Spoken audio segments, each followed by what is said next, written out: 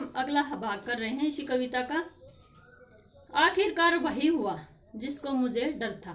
कवि डरा हुआ था, उसे खुद ही पता था कि भाई मैं जिस भाषा में अपनी अभिव्यक्ति कर रहा हूँ उसका मुझे पूरा ज्ञान नहीं।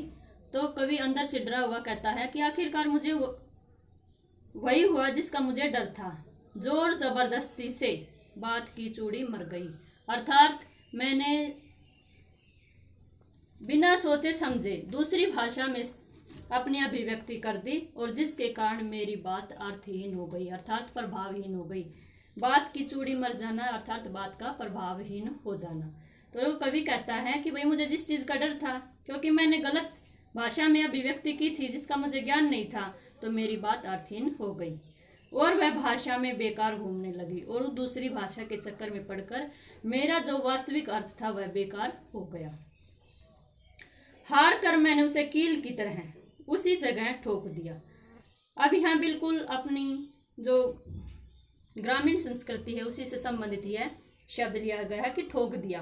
कवि कहता है कि हार कर, कि भाई मुझे उस भाषा का पूरा ज्ञान नहीं था, इसलिए मैंने अपने उस अर्थ को, उस अभिव्यक्ति को जैसे हम कील ठोक देते हैं उसी की तरह उसी भाषा में उसको जबरदस्ती से प्रयोग कर दिया। ऊपर से ठीक ठाक पर अंदर से न तो उसमें कसाव था न ताकत थी। कवि कहता है कि जिन शब्दों का या प्रयोग मैंने अपनी उस भाषा में किया वे ऊपर से तो ठीक ठाक लग रहे थे, लेकिन उनके अंदर अपने अर्थ को स्पष्ट करने की न तो शक्ति थी, ताकत थी और न ही मजबूती थी। बात ने जो एक शरारती बच्चे की तरह मुझसे खेल रही थी, मुझे पसीना पोंछते देखकर पूछा, क्या तुमने भाषा को सहूलियत से बरतना कभी नहीं सीखा।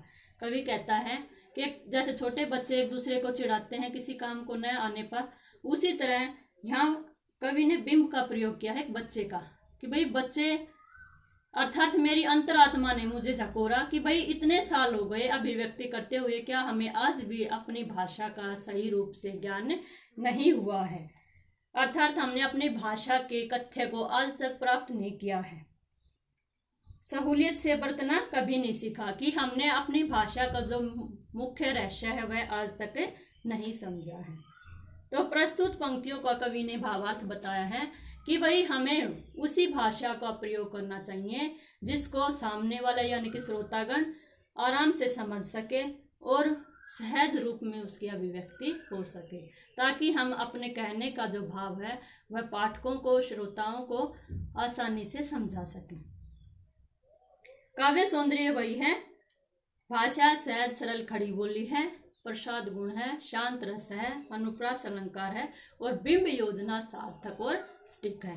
जो कील है, पेच है, बात है, बालक है, ये सभी बातें यहाँ पर बिंब योजना के रूप में प्रयुक्त हुई हैं। अब बच्चों मैं इसी कविता के दो प्रश्न हैं उनको स्पष्ट कर रही हूँ। पहला प्रश्न है, भाषा को सहूलियत से बरतने का क्या अभिप्राय है। ये भाषा को सहूलियत से इन्वर्टेड कोमाज में दी गई है, इसका अर्थ है कि भाई हमें उसी भाषा का प्रयोग करना चाहिए जिसका हमें पूर्ण रूप से ज्ञान हो। भले ही हम भाषा में गुण, रस, छंद, अलंकार प्रयोग करते हैं, लेकिन ये काव्य सौंदर्य में तो वृद्धि कर सकते हैं, लेकिन मुख्य भाव के बिना जो भाषा है वह अर्थहीन रहती है। इसीलिए हमने अपने अभिव्यक्ति उसी भाषा में करनी चाहिए जिसका पूर्ण रूप से ज्ञान हो और हमारी अभिव्यक्ति को पाठक या श्रोता आसानी से समझ सके। दूसरा है, बात और भाषा परस्पर जुड़े होते हैं, किंतु कभी कभी भाषा के चक्कर में सीधी बात भी टेढ़ी हो जाती है, कैसे।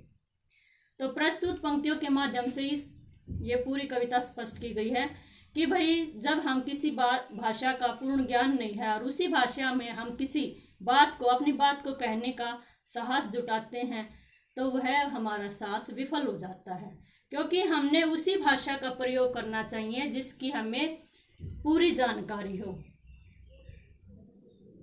जिस भाषा का प्रयोग हम नहीं जानते उसमें अपने कथन को स्पष्ट करना हमारी मूर्खता है और उसी मूर्खता के कारण हम फांसी के पात्र बन सकते हैं। इसलिए कवि ने कहा है कि अपने कथ्य को और अपने कथ्य या कथन और अपने भावार्थ को सामंजस्य अपनी भाषा में और अपने कथन में सामंजस्य स्थापित करना चाहिए, और फिर सहज अभिव्यक्ति के माध्यम से अपने कथन को स्पष्ट करना चाहिए। यही बात और भाषा परस्पर जुड़े होने की बात यहाँ कवि ने की है कि हमें अपनी बात को सहज और स्पष्ट रूप से करने के लिए ऐसी बात का प्रयोग करना चाहिए जिसकी हमें पूर्ण रूप से जानकारी हो। तो बेटा ये आपकी दोनों कविताएं यहाँ पर स्पष्ट हो गई हैं। ये सभी प्रश्न आपने अपनी फेयर कॉपी में लिखने हैं। अगर आपको कोई समझ में ना आए तो आप फिर से पूछ सकते हैं।